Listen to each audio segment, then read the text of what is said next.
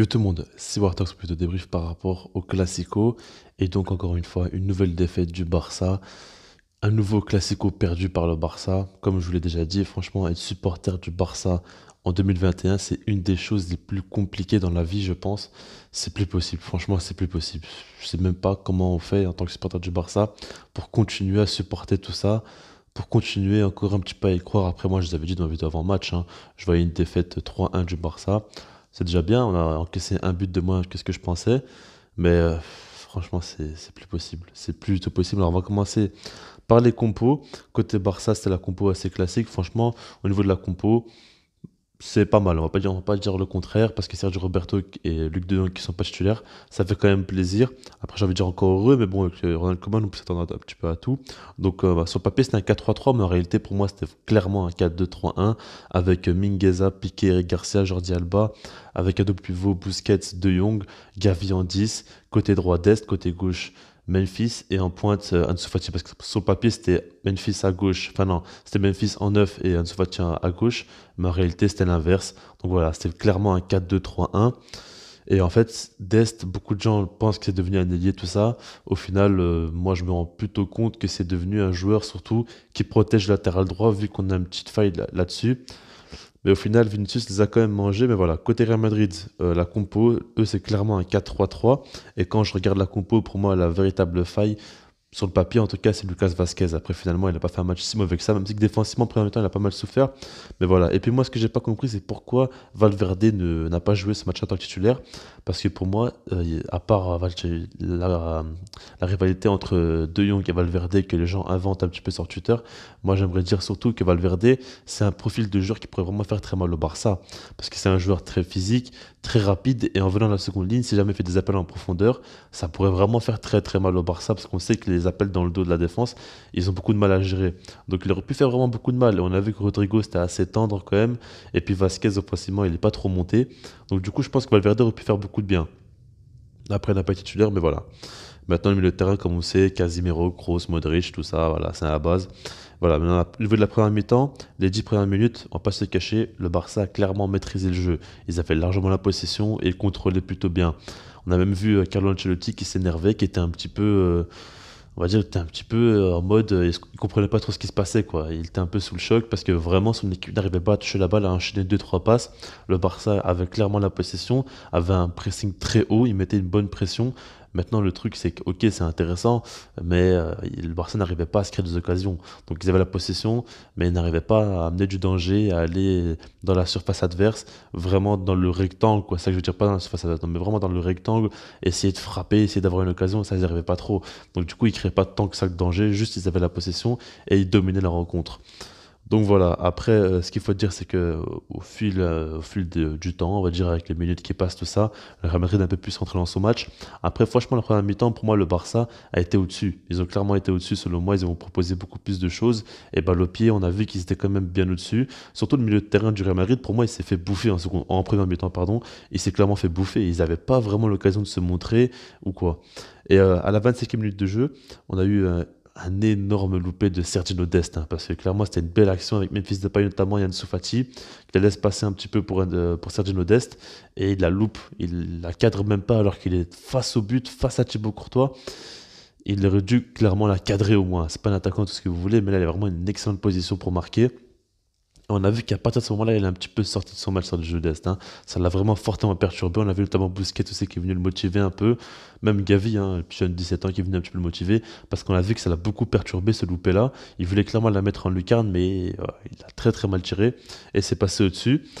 Et après ça, peu de temps après, le but du Real Madrid qui tombe. Alors l'action, elle est intéressante parce que c'est une contre-attaque. Et à la base, c'est le Barça qui attaquait tout simplement. Ils étaient très haut sur le terrain. On a vu David Alaba qui fait la récupération à la base sur Memphis Depay. Et en fait, au moment où il fait la récupération, il l'envoie à Vinicius. Et Vinicius, il en a un contre un contre Mingueza. On reviendra, hein, par rapport à cette confrontation entre les deux. Mais voilà, il élimine Mingueza assez facilement. Et après, de là, il envoie Rodrigo, donc côté droit, sur l'aile opposée. Il avait un peu d'espace. Et bien Rodrigo, il fait la passe à David Alaba. Et David Alaba, franchement, il décoche une très très belle frappe. Il n'y a rien à dire. Il met vraiment un très très beau but. Mais en fait, David Alaba était tout seul sur l'action. Et pourquoi il était solo? C'est parce qu'en fait, quand il a récupéré la balle sur Memphis Depay, c'est Memphis Depay au début qui faisait le pressing sur lui. Il essayait de rattraper son erreur, donc il courait derrière lui. Et puis au bout d'un moment, il a complètement lâché.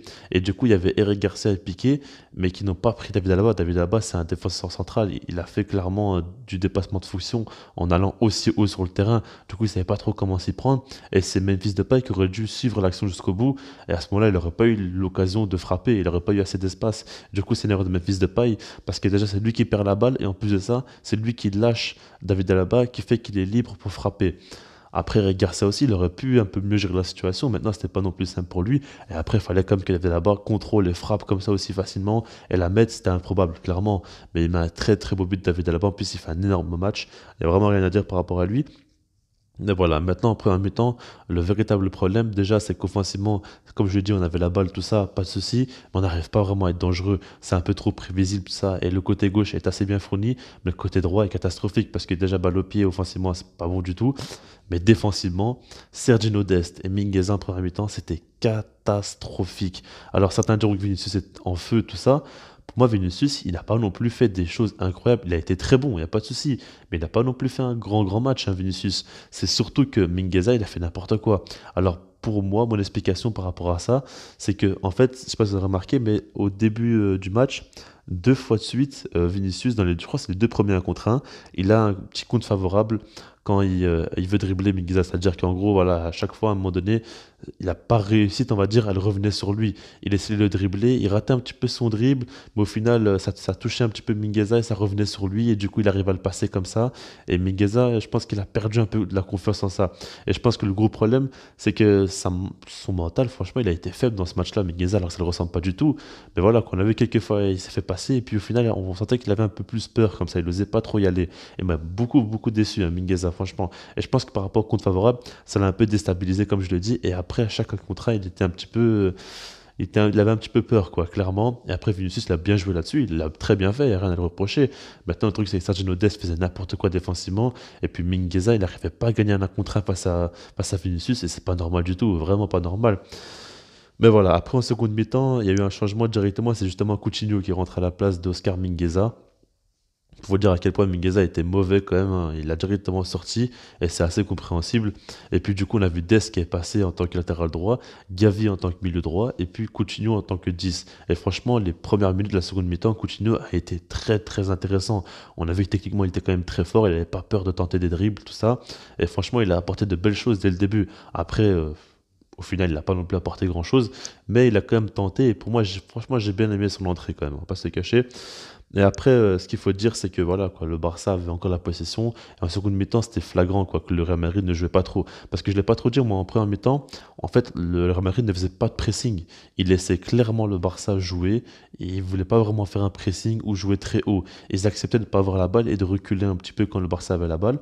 Et pour moi, le but, c'était clairement de jouer en contre et de profiter des espaces dans le dos des défenseurs. Et là, en seconde mi-temps, c'était encore bien plus flagrant parce qu'il jouait encore plus bas défensivement et il voulait toujours jouer uniquement en contre. Et voilà quoi, c'est un peu triste pour un classico et du coup ça faisait que c'était un match pas ultra intéressant à regarder. On a vu des changements arriver. Il y a un changement qui a fait quand même beaucoup de mal, hein. C'est Sergio Roberto qui rentre à la place de Frenkie de Jong. Alors de Jong il fait un très mauvais match, il n'y a pas de souci. Enfin pas très mauvais match, mais il fait pas du tout un bon match et il apporte pratiquement rien du tout, hein, on va pas se le cacher. Franchement ce début de saison, il n'est pas du tout folichon on va dire pour Frenkie de Jong. Mais voilà quoi, Sergio Roberto, c'est pas lui qui va créer la différence, hein, ça on le sait très bien. Après on a Luc de Jong qui rentre à la place de Gavi.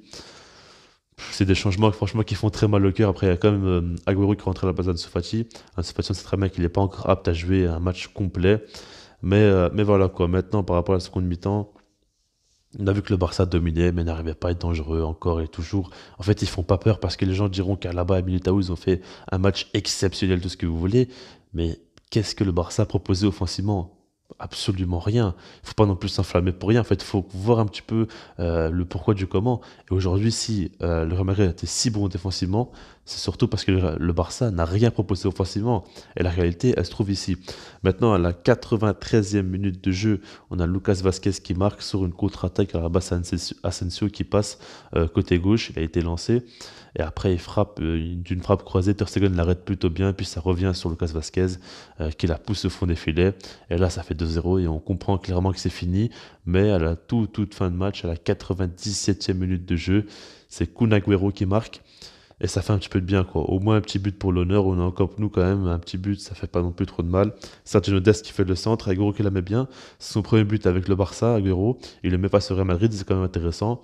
Et j'espère que maintenant, il pourra jouer un peu plus de minutes. Parce qu'à chaque fois qu'il rentre, là, c'était pour 10, 15 minutes, maximum 20 minutes. Là, maintenant, j'espère qu'il pourra jouer un peu plus quand même. Parce que voilà, Agüero, c'est un profil de joueur assez intéressant. Mais voilà, du coup, ça se finit sous le score de 2-1. Le Barça qui perd encore une fois un Classico. Ronald Koeman, c'est 4 Classicos, 4 défaites. Ça fait quand même très très mal, hein. Franchement, ça fait mal. Notre image, elle devient clairement ridicule. Et plus le temps passe, plus on devient un club banal, limite, j'ai l'impression. C'est pas normal, clairement, c'est pas normal. J'espère vraiment qu'on va revenir très fort. Alors, il y a encore quelques joueurs qui sont blessés, qui pourront nous faire du bien, comme Pedri, comme Ousmane Dembélé, comme surtout Araujo, qui nous ferait beaucoup de bien, parce que son absence, on le sent quand même très fortement. Maintenant, il y a des choses qui me font très mal, parce qu'en Liga, par exemple, on a 4 victoires en 9 matchs seulement. Je sais pas si vous en rendez compte, mais c'est quand même très faible. Mais bon, c'est comme ça, c'est la vie. J'espère que les prochaines semaines vont être un peu plus heureuses pour le Barça. J'espère que vous allez quand même assez bien et que vous avez un petit peu le moral encore. Et sinon, moi, je vous dis peace.